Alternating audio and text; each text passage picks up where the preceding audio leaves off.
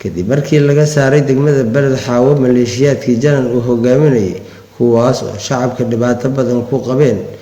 soona gaareen ciidamada qaranka Soomaaliya ayaa waxa ay suura gashay inaan mikrofoonka la dhaxqaado dadweynaha ku dhaqan degmada Beled Xaawo waxayna ay sheegeen iyagoo ka faa'iideysanaya fursadda uu siiyay dalka TV bal inay nooga warbixiyaan farqiga u dhaxeeya maleeshiyaadkii hore iyo ciidamada qaranka Soomaaliya ee imaaday waxaana hadaladoodii kamid ahaa badan waxaan dareennay wadaninimo waxaan dareennay midnimo qaran waxaan dareennay dawladnimo dad shacab oo dawlad haystaan noqonay awal laakiin waxaan hayn dad aan ficilkooda ka hadli karin damiirna aan lahayn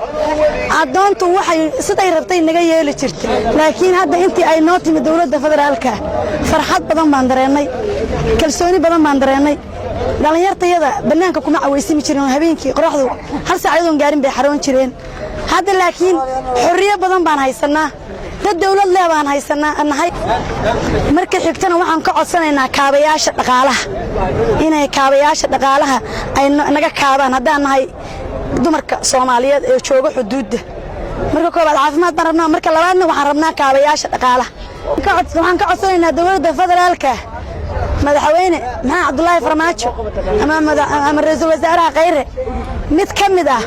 labada mas'uul ugu sarreeyay dawladda federaalka mid kamid ah inuu noo imaado oo nala qaybsado dareenka oo farxad leh oo Soomaaliya ay u qabteen oo bulshada aad u dhirigeliyeen mid kamid ah inuu noo imaado oo inoo imaadaan degmada Buulaxaawo iyo gado dhamaalo in alla inta gado ay ka koobanto dhan inay tagaan hadda dawladdu waxay joogtaa 2 bilood labada bilood bay airport noogu dhistay Jubbaland 9 sano haysata 9 sano 9 years hal jil cad noomay dhisin 2 bilood dawladdu joogtaa airport noo dhistay saasi dawladdu ku kala fiicay jamadu waxaan u arkaa ciidanka Soomaaliya waa ku nafisnay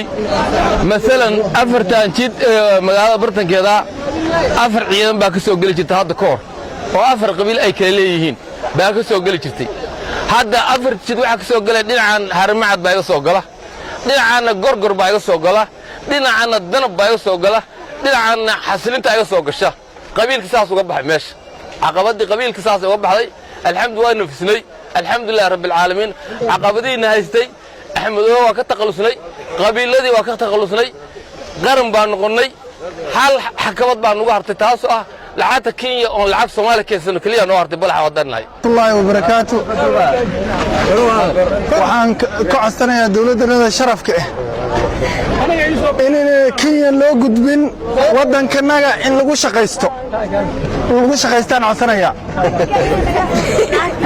kareetadana madeera u gubta askariga Kenya cashuur buu ka qaadaa dalkiisu ilaashada dalkanaga inaa ilaashano oo waxanaga ku ganacsan dhaqaalaha naga gudbin waa codsanaya dhalinyarada Beled Xaawo ku nool qaasatan dhalinyarada in waxbarasho si fiican lagu helo marka saddexaad xagga dhalinyarada shaqaalaha dawladda inay si fiican u shaqeeyso xildhibaanada gobolka matalayay waxay maqan yihiin wax ay soo gaayeen ama gurmad ay u fidiyeen dhibaato aad u weyn ba ka jirta Beled Xaawo wax ay gurmad u fidiyeen ama wax ay ka hadleen mala may wax xildhibaan oo matalay degmada Beled Xaawo ama Jubbaland oo wax ka caawashada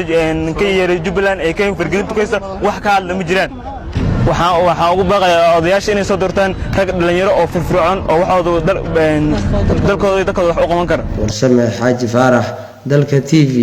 degmada Beled Xaawo ee gobolka Gado.